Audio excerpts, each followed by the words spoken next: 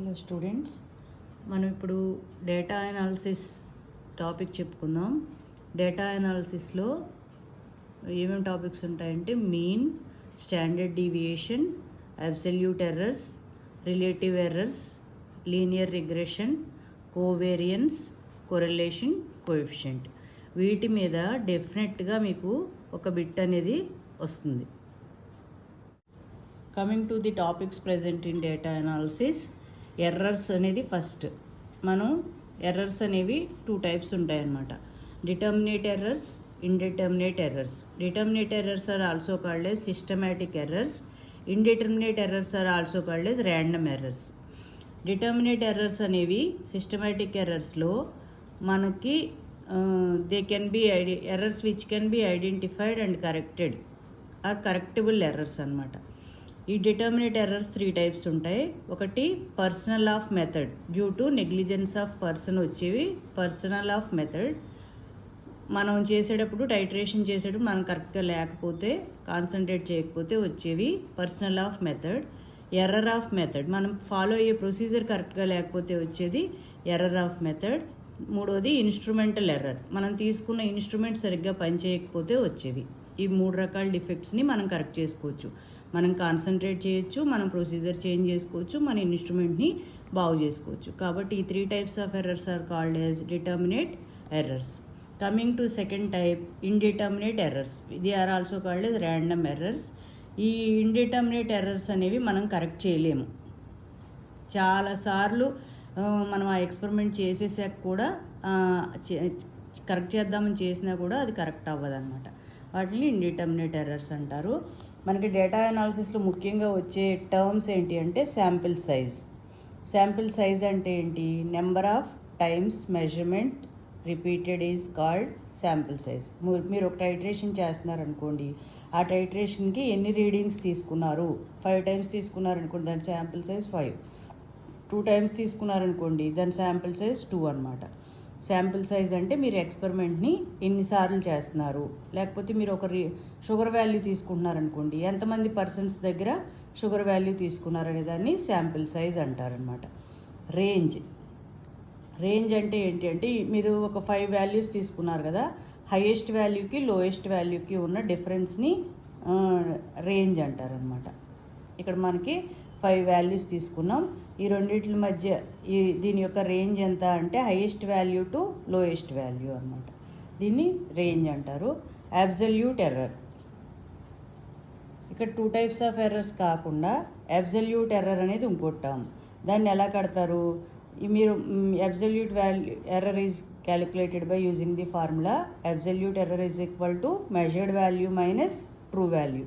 అంటే మేము ఇచ్చింది ఎంత, మీకు వచ్చింది ఎంత, మీకు వచ్చింది ఎంత మైనస్ మీకు వచ్చింది ఎంత అనేదాన్ని అబ్సల్యూట్ ఎర్రర్ అంటారు. అంటే దీనిలో ఇది ఎక్కువ ఉన్నా ఏది ఎక్కువ ఉంటే దానిలో నుంచి తక్కువ ఉన్న తీసేస్తారనమాట. Difference between given value and your experimental value is known as absolute error. Next term is relative error. Relative error అంటే మీరు అందరూ ఎక్స్పెరిమెంట్స్లో కడతారు.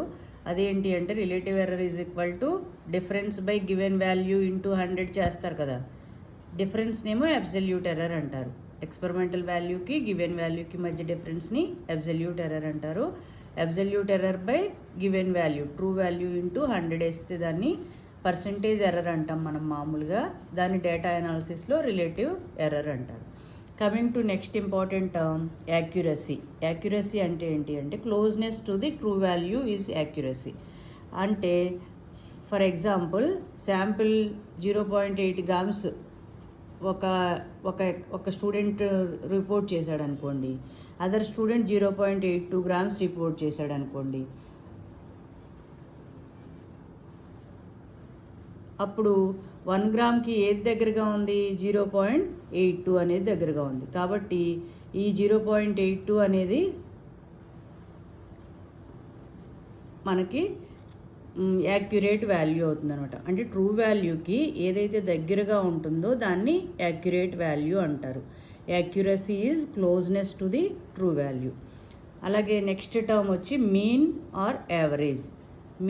యావరేజ్ అంటే ఏంటి అంటే మీకు వచ్చిన వాల్యూస్ అన్నీ 5 టైమ్స్ రీడింగ్స్ తీశారనుకోండి, 5 రీడింగ్స్ ప్లస్ అన్నీ ప్లస్ చేసి డివైడెడ్ బై 5 చేస్తే వచ్చేదాన్ని మీన్ అంటారు, యావరేజ్ అంటారు. Total values, some of the individual values, individual measurements divided by sample size is known as average are mean. Example చూద్దాం యావరేజ్కి. రిపోర్టెడ్ డేటా, ఒక for example three persons report చేసిన weights ఇవ్వనుకోండి, 3 times తీశారు, 1 gram, 2 gram, 3 grams. ఈ measurement యొక్క దీని sample size ఏమంటాం, 3 అంటాం.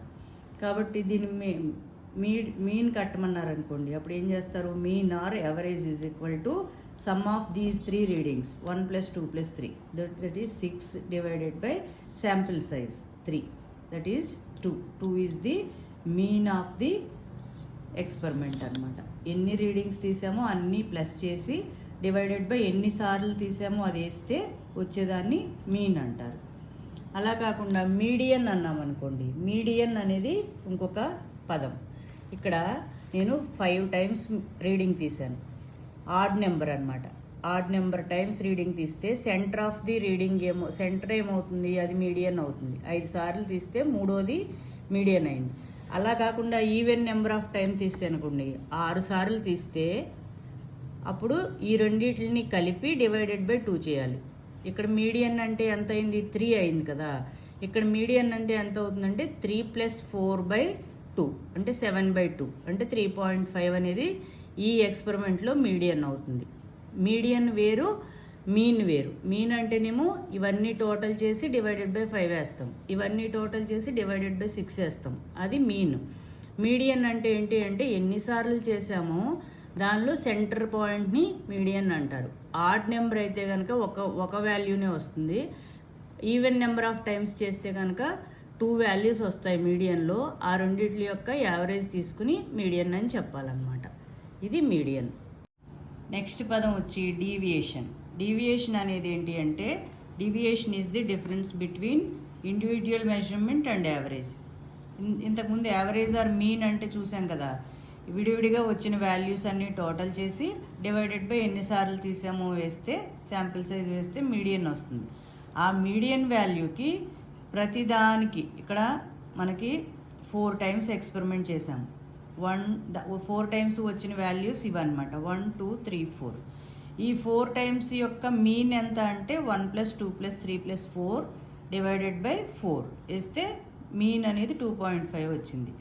Deviation అంటే ఏం కడతాం, 1 - 2.5. డీవియేషన్ ప్రతి ఒక్క రీడింగ్కి ఉంటుంది డీవియేషన్. ఫస్ట్ టైం తీసిన రీడింగ్ ఎంత డీవియేట్ అయింది అంటే D1 అంటాం.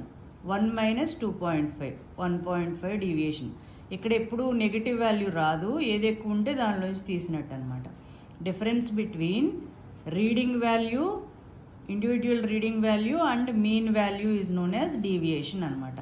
మీరు ప్రతిసారి తీసిన రీడింగ్కి మీన్కి మధ్య ఉన్న తేడా ఇది చూడండి. ఫస్ట్ టైం తీసిన రీడింగ్ 1 అయితే మీన్ వాల్యూ 2.5 అయితే డీవియేషన్ ఎంత అయింది, 1.5. సెకండ్ టైం తీసిన రీడింగ్ 2 అయితే డీవియేషన్ 2.5 అయితే డీవియేషన్ మీన్ 2.5 అయితే డీవియేషన్ ఎంత అయింది, 0.5. అలాగే థర్డ్ టైం 3 అది 2.5 మనకి 0.5. ఇది పాజిటివ్ అయినా నెగిటివ్ అయినా సైన్స్ వేయకూడదు అనమాట. ఇది deviation. Deviation is the difference between individual reading and mean value. ఇది చాలా important topic, accuracy, precision. Accuracy అంటేనేమో మీరు తీసుకున్న రీడింగ్ అనేది ట్రూ వాల్యూకి ఎంత క్లోజ్గా ఉంది అని. యాక్యురసీ అంటే మీరు తీసుకున్న వాల్యూకి మీకు వచ్చిన వాల్యూ ట్రూ వాల్యూకి ఎంత క్లోజ్గా ఉంది అనేదాన్ని యాక్యురసీ అంటారు. ప్రెసిషన్ అంటే ఏంటి అంటే ఇక్కడ మీరు ఒక 5 రీడింగ్స్ తీసుకున్నారు. 5 రీడింగ్స్లో చూడండి 10.1, 10.2, 10.3, 9.3, 9.0 ఒక్కొక్క దానికి మధ్య డిఫరెన్స్ అనేది అంటే వీళ్ళందరి మధ్య క్లోజ్నెస్ అనేది చాలా తక్కువగా ఉంది. అంటే వాళ్ళు బాగా క్లోజ్గా ఉన్నాయి వాల్యూస్ అన్నీ 10 మీద 9 మీద. డిఫరెన్స్ చూస్తే 1 వస్తుంది కదా ఆల్మోస్ట్. కాబట్టి ఇది గుడ్ ప్రెసిషన్ అంటారు. అదే సెకండ్ ఎక్స్పెరిమెంట్ చూస్తే ఇక్కడ వచ్చిన వాల్యూస్ ఎలా ఉన్నాయి, ఒకసారి 10 వచ్చింది, ఒకసారి 11 వచ్చింది, ఒకసారి 9 వచ్చింది, ఒకసారి 8 వచ్చింది. అలాగా ఇక్కడ చూస్తే డిఫరెన్స్ బిట్వీన్ 2 రీడింగ్స్ అనేది ఒక్కొక్కసారి 1 ఉంటుంది, ఒక్కొక్కసారి 2 ఉంటుంది. ఇక్కడైతే ఒక్కొక్కసారి మనకి ఆల్మోస్ట్ 1 కంటే తక్కువే ఉంది. ఎప్పుడు కూడా నెంబర్ ఆఫ్ ఎక్స్పెరిమెంట్స్ చేసినప్పుడు, నెంబర్ ఆఫ్ రీడింగ్స్ తీసుకున్నప్పుడు ఆ రీడింగ్స్ మధ్య డిఫరెన్స్ అనేది ఎంత తక్కువ ఉంటే ఆ ఎక్స్పెరిమెంట్ అంత ప్రెసిషన్ ఉన్నట్టు. అదనమాట ప్రెసిషన్ అంటే కోయిన్సిడెన్స్ ఆఫ్ ది రిజల్ట్స్ యొక్క కోయిన్సిడెన్స్ని దగ్గరగా ఉండడాన్ని ప్రెసిషన్ అంటారు. ప్రెసిషన్కి యాక్యురసీకి సంబంధం లేదు. అంటే మీరు తీసుకున్న రీడింగ్స్ అనేవి రీడింగ్స్ ట్రూ వాల్యూ 11 అనుకోండి, 12 అనుకోండి, 12కి దగ్గరగా లేదు ఇది, కానీ ఈ అన్ని రీడింగ్స్ దగ్గరగా ఉన్నాయి కాబట్టి ఇది మంచి ప్రెసైజ్డ్ ఎక్స్పెరిమెంట్ అంటారు. ప్రెసిషన్ ఉన్నది యాక్యురసీ ఉండాలని లేదు, యాక్యురసీ ఉన్నది ప్రెసిషన్ ఉండాలని లేదు. కొన్నిసార్లు రెండు ఈక్వల్ అవుతాయి అన్నమాట. ఇది చాలా ముఖ్యమైన టాపిక్ అమ్మా. వేరియన్స్ అంటే ఏంటి అంటే square of the standard deviation. అది స్టాండర్డ్ డీవియేషన్ చెప్తాను. వేరియన్స్ అంటే ఏంటి అంటే డీవియేషన్ చెప్పుకున్నాం కదా, మీకు వచ్చిన ప్రతి రీడింగ్ మైనస్ ప్రతి రీడింగ్ మనకి mean value. Individual readings minus mean value చేస్తే డీవియేషన్ వస్తుందని చెప్పాం కదా, అలాంటి డీవియేషన్స్ ప్రతి రీడింగ్వి స్క్వేర్ చేసి సమ్ చేసి డివైడెడ్ బై n-1 వేయాలి. It is variance. అంటే ఫర్ ఎగ్జాంపుల్ ఇక్కడ మీకు ఇంతకు ముందు చెప్తాను. ఇక్కడ మీకు డీవియేషన్ ఇక్కడ చెప్పాను కదా, డీవియేషన్ అంటే ఇక్కడ ఏమైంది, ఫస్ట్ 1 - 2.5 ఎలా వచ్చింది, మీన్ వాల్యూ. అన్ని రీడింగ్స్ టోటల్ చేసి డివైడెడ్ బై ఎన్నిసార్లు తీసేమో వచ్చేది మీన్ వాల్యూ. ఆ మీన్ వాల్యూని ప్రతి రీడింగ్ నుంచి డిఫరెన్స్ కనుక్కుంటే వచ్చేది ప్రతి రీడింగ్ యొక్క డీవియేషన్. ప్రతి డీవియేషన్ని టోటల్ చేసి ఇప్పుడు 4 డీవియేషన్ వాల్యూస్ వచ్చినాయి కదా, 4 డీవియేషన్ వాల్యూస్ టోటల్ చేసి డివైడెడ్ బై 4 వేస్తే వచ్చేది యావరేజ్ డీవియేషన్ అనమాట. ఈ యావరేజ్ డీవియేషన్ ఇలా ఇండివిజువల్గా టోటల్ చేసి చేయకుండా ప్రతి వచ్చిన డీవియేషన్ని స్క్వేర్ చేయాలి. స్క్వేర్ చేసి ఇండివిజువల్గా ప్రతి d1² d2² d3² అలా స్క్వేర్ చేసి ఇండివిజువల్గా వాటిలన్నిటిని డైరెక్ట్గా వీటిలన్నిటిని టోటల్ చేసి డివైడెడ్ బై ఎన్నిసార్లు చేసామో చేస్తే వచ్చేది యావరేజ్ డీవియేషన్ని యావరేజ్ అంటే ఎవరికైనా తెలుసు. డీవియేషన్ తెలిసినప్పుడు యావరేజ్ డీవియేషన్ అంటే ఏముంటుంది, ఆ డీవియేషన్స్ అన్ని టోటల్ చేసి ఎన్నిసార్లు చేసాము. కానీ వేరియన్స్ అంటే ఏంటి, d1² వేరియన్స్ అంటే d1² plus d2² plus d3² plus d4² divided by 4 అవుతుందన్నమాట. దీన్ని వేరియన్స్ అంటారు. డి అంటే ఏంటి, xi మైనస్ x బార్ కదా, స్క్వేర్ ప్లస్ అలాగా ఒక్కొక్కళ్ళది 1ది తర్వాత 2ది. ఈ డీవియేషన్ వచ్చిన ఈ డీవియేషన్ ఒక్కదాన్ని స్క్వేర్ చేసి అలా ఇండివిజువల్గా అన్ని డీవియేషన్ని స్క్వేర్లు చేసుకున్న తర్వాత టోటల్ చేసి డివైడెడ్ బై ఎన్నిసార్లు చేసామో వస్తే దాన్ని వేరియన్స్ అంటారు. ఇది చాలా చాలా important. Standard deviation is denoted by S or sigma. Standard deviation is denoted by S or sigma. ఈ స్టాండర్డ్ డీవియేషన్ వాల్యూ క్యాలిక్యులేట్ చేయడంలో 2 మెథడ్స్ ఉన్నాయన్నమాట. మనం తీసుకున్న శాంపిల్ అనేది బిగ్ అనుకోండి, ఎక్కువ నెంబర్ ఉన్నాయనుకోండి శాంపిల్స్, అప్పుడు n నెంబర్ బిగ్ అయితే ఇది ఇందాక చెప్పుకున్నాం కదా, individual value minus mean value చేస్తే ఇది D అనుకోండి. డీని స్క్వేర్ చేసి అలా డీలు స్క్వేర్లు చేసినవన్నీ d1² d2² అన్నీ సమ్ చేస్తున్నామని చెప్పడానికి సిగ్మా.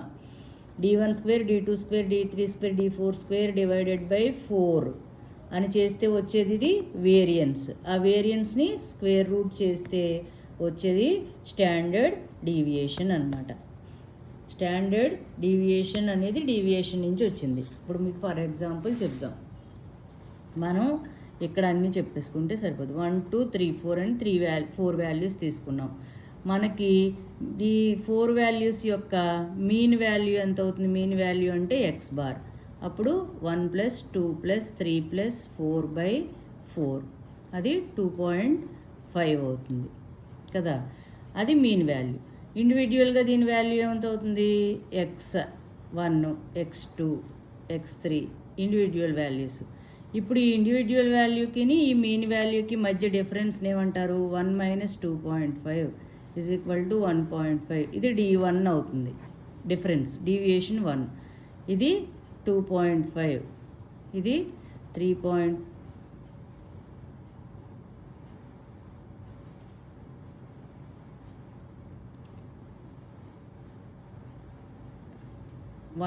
- 2.5 1.5, 2 - 2.5 0.5, 3 - 2.5 0.5. ఇది D2. ఇది D3. 4 - 2.5 1.5. ఇది D4 అవుతుంది.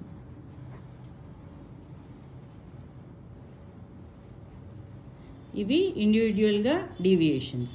ఈ ఇండివిజువల్గా వచ్చిన డీవియేషన్స్ అన్నీ D1² + D2² + D3² + D4² చేసి ÷ 4 టైమ్స్ చేసాం కదా. ఇలా చేస్తే వచ్చేదాన్ని వేరియన్స్ అంటారు. ఈ వేరియన్స్ని స్క్వేర్ రూట్ చేస్తే వచ్చేదాన్ని స్టాండర్డ్ డీవియేషన్ అంటారు. అర్థమైంది కదా. మీన్ అన్న యావరేజ్ అన్న ఒకటే. Individual values, individual deviations, total deviation squares ÷ 4, that is variance. Variance square root is standard deviation. దీన్ని ఏం చేయొచ్చు? వేరియన్స్ = స్టాండర్డ్ డీవియేషన్ స్క్వేర్ అవుతుంది. ఇటు స్క్వేర్ చేసామనుకోండి రూట్ పోద్ది కదా. స్టాండర్డ్ డీవియేషన్ స్క్వేర్ = వేరియన్స్ అవుతుంది, లేదా square root of variance = standard deviation అవుతుంది. ఇది దీని మీద ఖచ్చితంగా బిట్స్ ఉంటాయన్నమాట. స్పెషల్ కేసు ఏంటంటే ఇక్కడ ÷ 4 వేసాం కదా వేరియన్స్ చేసేటప్పుడు. వేరియన్స్ అప్పుడు ఏం తేడా ఉండదు. స్టాండర్డ్ డీవియేషన్ క్యాలిక్యులేట్ చేసేటప్పుడు ఏం చేయాలి? దీనికంతా స్క్వేర్ రూట్ వేస్తాం కదా. D1² + D2² + D3² + D4² ÷ 4 - 1 వేస్తామన్నమాట.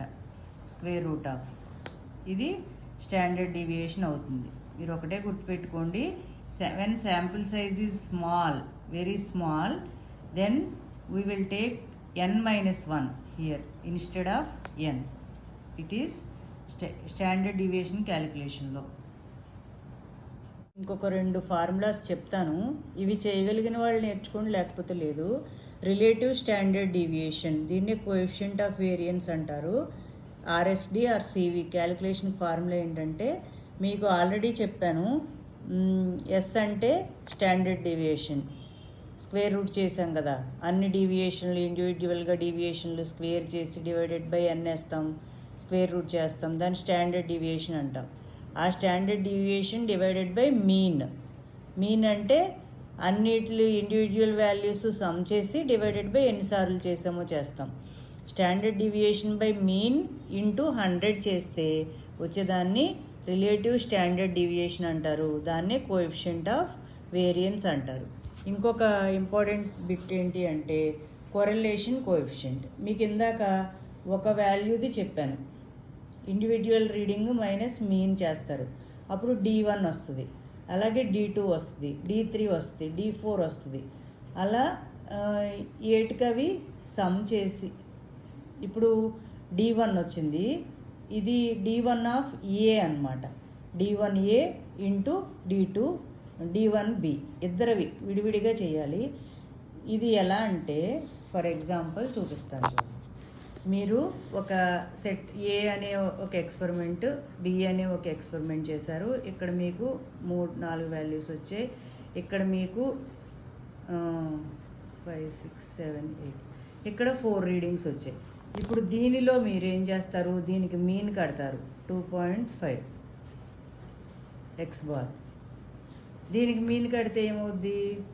6 + 11 19 26 divided by 4. 6.5 is దీని మీన్ అవుతుంది. దీని మీన్ ఏమో ఇది. ఇప్పుడు ఇండివిజువల్గా ఏం చేస్తాం, 1 మైనస్ 2.5 చేస్తే D1 వస్తుంది of A, D1 of A. 2 minus 2.5 D2 of A, అలా D3 ఆఫ్ ఏ. ప్రతి వాల్యూది దీంతో డిఫరెన్స్ చూసుకుని ఆ వాల్యూస్ని తీసుకున్నాం. D4 ఏ కడతాం. 4 మైనస్ 2.5 1.5 అవుతుంది ఇది. అలాగే ఇక్కడ 5 మైనస్ 6.5 చేస్తారు, ఇండివిజువల్ రీడింగ్ మైనస్ ఈ మీన్ వాల్యూ. అప్పుడు ఎంత అవుతుంది, 1.5. అంటే D1 of b, D2 of b, D3 of b. D3 of b అంటే ఎంత, 7 మైనస్ 6.5 అంటే 0.5. D4 ఆఫ్ బి, ఇది 8 మైనస్ 6.5 అంటే 1.5. ఇలా మనకి D1A D2A D1A D1B వచ్చినాయి కదా ఇద్దరివి. ఇప్పుడు ఏం చేస్తాం, D1A ఇంటూ D1B చేస్తాం, D2A ఇంటూ D2B చేస్తాం, D3A ఇంటూ D3B చేస్తాం, D4A ఇంటూ D4B చేస్తాం. చేసి ఇవన్నీ వచ్చిన వాల్యూస్ని యాడ్ చేస్తాం. అదే ఇక్కడ చెప్తున్నాం, sigma of D1A into D2, D1A into D1B, D2A plus D1B D2A plus ఇలా. అంటే D1A into D1B plus D2A into D2B plus D3A into D3B plus D4A into D4B చేసి అన్నీ టోటల్ చేశాక divided by square root of ఇండివిజువల్గా D1A square plus D2A square plus D3A square plus D4A square చేయాలి. ఇక్కడ xi minus x bar square అంటే ఇది ఏది, x అనేది ఏదన్నమాట, y అనేది బీది మనం ఇక్కడ తీసుకున్నది. ఏది స్క్వేర్ చేయాలి, బీది స్క్వేర్ చేసి విడివిడిగా దాన్ని స్క్వేర్ రూట్ చేయాలి. ఇది ఫార్ములా. ఇక్కడ మీరు ఒకటే గుర్తుపెట్టుకోండి, ఈ బ్రాకెట్లో ఉన్నదంతా ఏంటి అంటే D1A x, ఈ బ్రాకెట్లో ఉన్నదంతా D1A, ఈ బ్రాకెట్లో ఉన్నదంతా D1B, ఈ బ్రాకెట్లో ఉన్నదంతా D1A. xi minus x bar అంటే D1A. ఇది ఎలా వచ్చింది మనకి, x ఇది x బార్ మైనస్ ఇది ఈ వాల్యూ మైనస్ ఇది. ఇది చేయగలిగిన వాళ్ళు నేర్చుకోండి అమ్మా, కొరిలేషన్ కోఎఫిషియంట్ అంటారు. చేయడానికి ఏంటి అంటే ఒక మెజర్మెంట్ కంటే అంటే ఒక ఎక్స్పెరిమెంట్ కంటే ఎక్కువ ఎక్స్పెరిమెంట్లు 2 కానీ అంతకంటే ఎక్కువ కానీ ఎక్స్పెరిమెంట్లు చేసినప్పుడు వాళ్ళ మధ్య సారూప్యత ఎలా ఉంది, ఈ ఎక్స్పెరిమెంట్లో డీవియేషన్ ఎంత వచ్చింది, ఈ ఎక్స్పెరిమెంట్లో ఎంత వచ్చింది అనేది చేయడానికి చేసేది కొరిలేషన్ కోఎఫిషియంట్కి క్యాలిక్యులేషన్కి వాల్యూ అన్నమాట ఇది. ఓకేనా, ఇవి ఫార్ములాస్. ఇప్పుడు మనం ప్రీవియస్ పేపర్స్లో అడిగిన క్వశ్చన్స్ చూద్దాం. ఇక్కడ మనకి టూ ఎనలిస్ట్ 1 2 ఇద్దరివి రీడింగ్స్ ఇచ్చారు. ఇవి ఎనలిస్ట్ 1వి 49, ఇవి రీడింగ్స్ ఎనలిస్ట్ 1 తీసినవి, ఇవి ఎనలిస్ట్ 2 తీసినవి.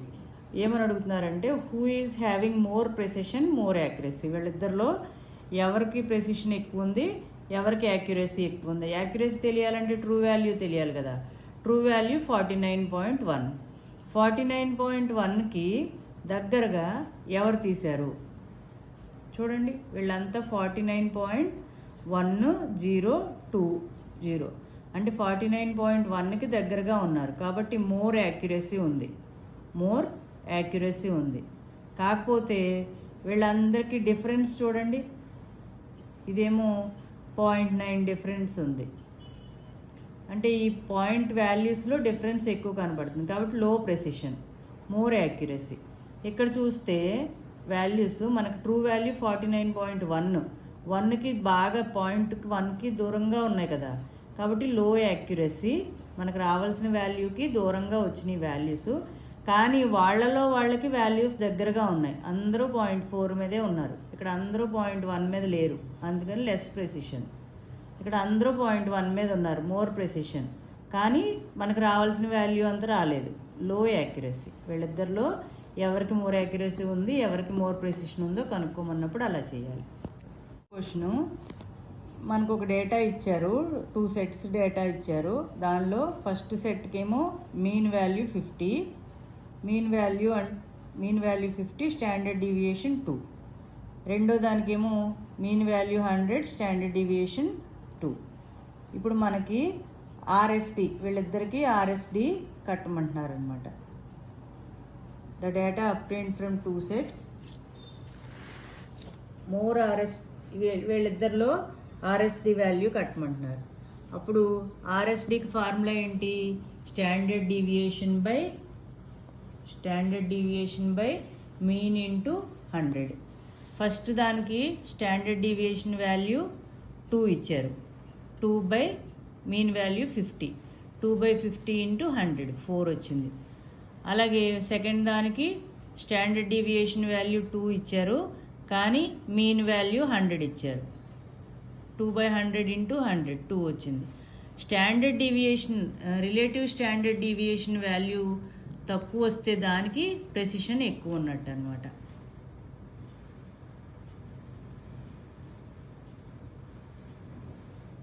రిలేటివ్ స్టాండర్డ్ డీవియేషన్ దేనికైతే తక్కువ ఉంటుందో అది మోర్ ప్రిసైజ్డ్ ఎక్స్పెరిమెంట్. వీళ్ళిద్దరిలో ఎవరు మోర్ ప్రిసైజ్డ్ ఎక్స్పెరిమెంట్ అని అంటే ఏం చెప్తారు?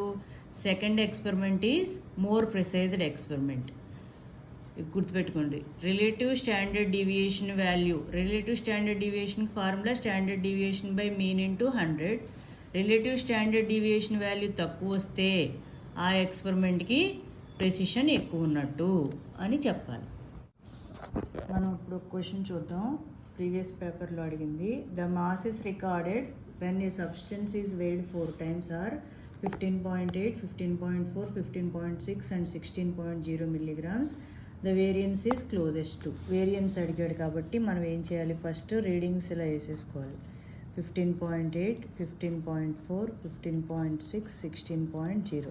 These are the individual readings, x1, x2, x3, x4 అన్నమాట. ఇప్పుడు దీనికి మనం మీన్ కట్టుకోవాలి. మీన్ కట్టాలంటే ముందు టోటల్ చేయాలి.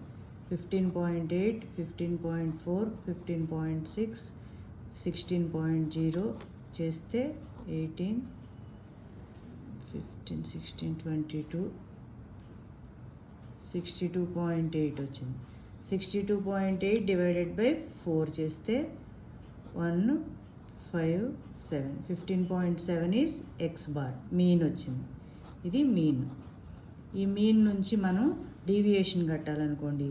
15.8 మైనస్ 15.7 ఇప్పుడు ఎంత అవుతుంది? 0.1. ఇక్కడ 0.3. 15.7 మైనస్ 15.4, 15.7 మైనస్ 15.6, 0.1. 15.7 మైనస్ 16.0, 0.3. ఇవి D1, D2, D3 అన్నమాట. D4. ఇప్పుడు వేరియన్స్ అడిగాడు. వేరియన్స్ ఏంటి? D1 square plus D2 square plus D3 square plus D4 square divided by 4. 0.1 square plus 0.3 square plus 0.1 square plus 0.3 square divided by 4 చేస్తే ఇది ఎంత వస్తుంది? 0.2 divided by 4, that is equal to 0.05. It is variance అన్నమాట. Variance ఓకేనా? ఈ వేరియన్స్కి square root చేస్తే కనుక వచ్చేది స్టాండర్డ్ డీవియేషన్. ఓకే, ఇంకో ప్రాబ్లం చూద్దాం. Repeated measurement of lead in a lake water sample gave 3.5 to 5.2 and 7.2 ppb of lead. Standard deviation is in the measurement of lead is and standard deviation అడుగుతున్నాడు. ఇక్కడ sample size 4 కంటే తక్కువ ఉంది కదమ్మా, ఇక్కడ గుర్తుపెట్టుకోండి. ఇక్కడ మనం ఏం చేయాలి? ముందు 3.2 3.2, 5.2, 7.2 మూడు వేసేసుకోవాలి. 3 x1, x2, x3 మూడు సమ్ చేస్తే 15.6 వస్తుంది. డీవియేషన్ మీన్ ఎంత అవుతుంది? 15.6/3 అవుతుంది. 5.2 అవుతుంది. అప్పుడు డీవియేషన్ ఎంత అవుతుంది? 5.2 - 3.2 2, 5.2 - 5.2 0, 5.2 - 7.2 2 అవుతుంది. ఇది 3 డీవియేషన్, D1, D2, D3. ఇప్పుడు మనం స్టాండర్డ్ డీవియేషన్ చేయాలంటే ముందు వేరియన్స్ కడతాం కదా, D1 square plus D2 square plus D3 square by 3 వేసేవాళ్ళం. కానీ 4 కంటే తక్కువ కాబట్టి 3 - 1 అని వేయాలి స్టాండర్డ్ డీవియేషన్. ఇప్పుడు 2 square plus 0 square plus 2 square divided by 3 - 1 2. అదెంత అవుతుంది? 4 plus 4 divided by 2 8/2 4 square root కాబట్టి 2. స్టాండర్డ్ డీవియేషన్ ఎంత అవుతుంది? 2 ppb. ఇదన్నమాట. ఇలా కట్టాలి.